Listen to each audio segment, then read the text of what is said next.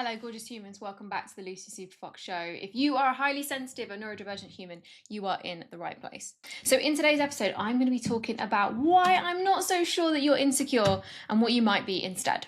So without further ado, let's dive in. So lovers, how are we? I hope you've had a great week. So what I want to talk about today is I often have women come to me and they say, I'm just so insecure. And I just want to break down what insecure really means. So if I am insecure, that doesn't mean I'm automatically not confident.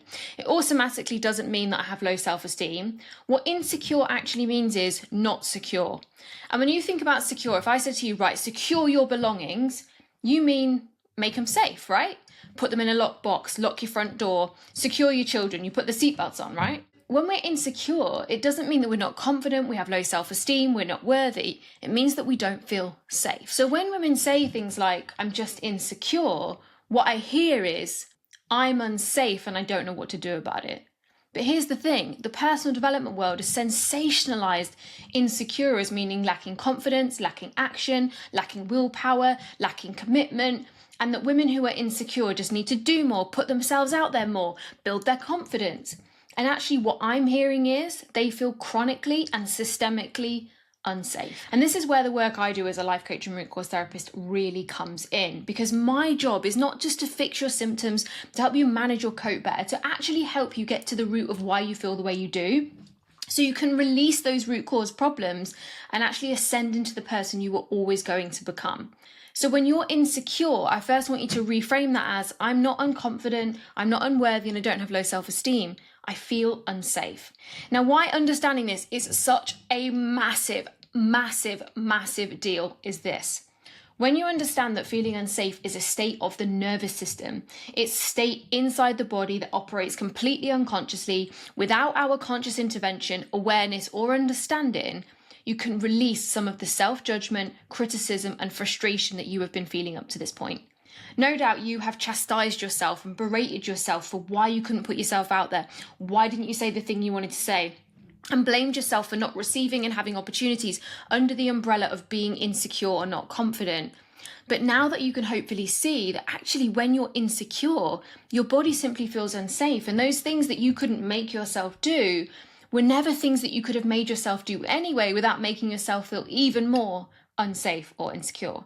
So the work then is to building a body and a nervous system that feels truly safe, that feels like it can expand, it can put itself out there, it can reach for big goals, it can meet that new person, it can put itself out on social media and not want to retract and hide and pull back. But until you can spot the patterns, it's going to keep operating on repeat. And this is why labels like being insecure really do not serve women, because they stop you from getting into the root of the pattern. So here is the thing I would love you to take away from this episode. I would love you to look at your life and start watching what happens when you feel triggered into a state of insecurity. So start thinking about what makes me feel insecure. Is it when someone criticizes me? Is it when I post on social media? Is it when someone else does better than me? And start getting incredibly aware of the trigger moments. Now, why this is incredible is because once you start to see things, right, as the saying goes, once you make the unconscious conscious, you can't unsee it. The challenge is just because you see it doesn't change it. And this is what happens with so many women is they then get to the place where they learn about this stuff, they learn about anxious attachment, they learn about nervous system regulation, they learn about trauma and the impacts it has. They learn about it, they understand it, they intellectualize it, apply it to their life and look at their patterns and go, yeah, that's exactly what's happening with me, Lucy. That is exactly what's happening. And then nothing changes, because what they do is they go from the awareness step to the, right, I need to fix it, I need to change it, affirmations, visualization, next step, let's grow.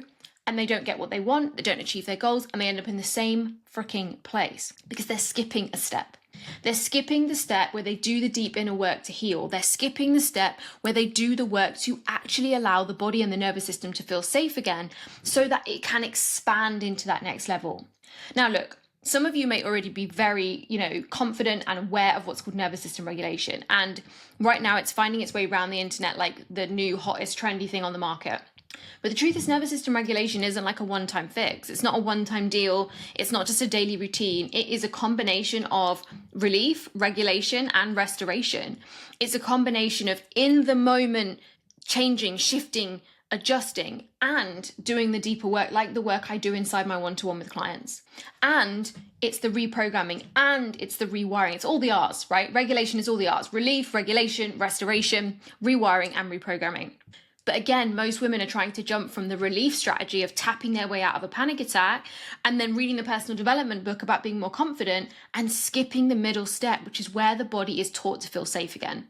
And this is where so many women who often label themselves as anxious attachment or fearful attachment or anxious avoidant, or in general an insecure attachment, because again, this is another kind of therapeutic model that's found its way around the internet.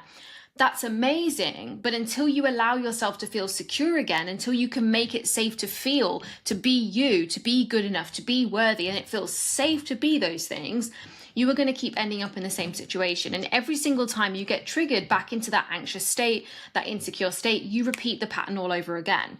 And this is why a lot of women will see the same patterns play out with food, the same patterns play out in relationships, the same patterns play out with money. And I'm actually going to do an entire episode on why you continually spiral with money, and it's simply to do with the way that you're anxiously attached. So here's the thing. My aim of this episode is to help show you that insecurity is not something you can fix and brush over and pretend doesn't exist, or label low confidence or low self-esteem. Insecurity is a chronic state of feeling unsafe inside the body that cannot be fixed by affirmations or by being positive. The work, the deeper work is required. And this is the kind of work I do inside my one-to-one work with clients.